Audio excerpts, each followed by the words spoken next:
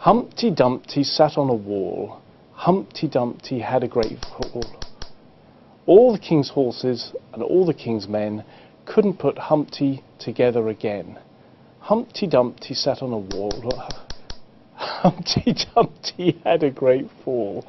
All the king's horses and all the king's men couldn't put Humpty together again. That may have looked like a strange party trick, but it's actually part of a serious research project conducted by Prof Vince Walsh in a basement lab at the Institute of Cognitive Neuroscience in London. He's using electrical and magnetic brain stimulation to understand the most complex known object in the universe and how to treat conditions such as migraine and stroke. Just to show the power of the magnetic fields passing through my scalp, and that this wasn't a trick, this is what it did to our videotape, even though it was positioned a few meters away. Star Trek. Yeah, very left eyebrow twitch.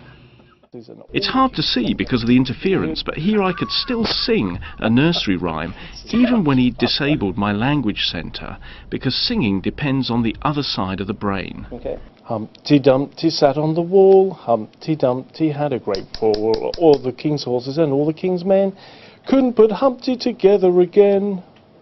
I felt a bit apprehensive during this intriguing demonstration, but Professor Walsh thinks nothing of tinkering with his own brain for the sake of science. Jack and Jill went up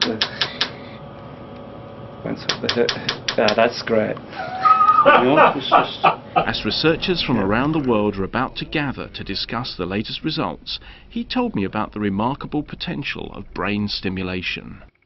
When we're trying to do experiments in which we establish how people might recover from stroke or some other kind of brain damage, then we can try and make very good, educated guesses about which processes we want to interfere with to help your weakened but still happening processes take over the function that you couldn't do anymore.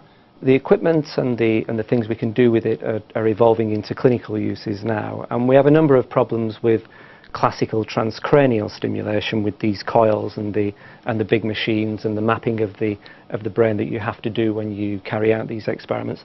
What we're trying to think of are ways of getting brain stimulation into the clinic and into the home as well. So with a migraine, someone feels it coming on, they put these electrodes on the head, and with a bit of luck they can stop the attack before it really develops. So some migraines are caused by having too much activity in the visual brain area, and some are by having too little activity, and we hope that this can balance out, reverse that relative inactivity in the brain.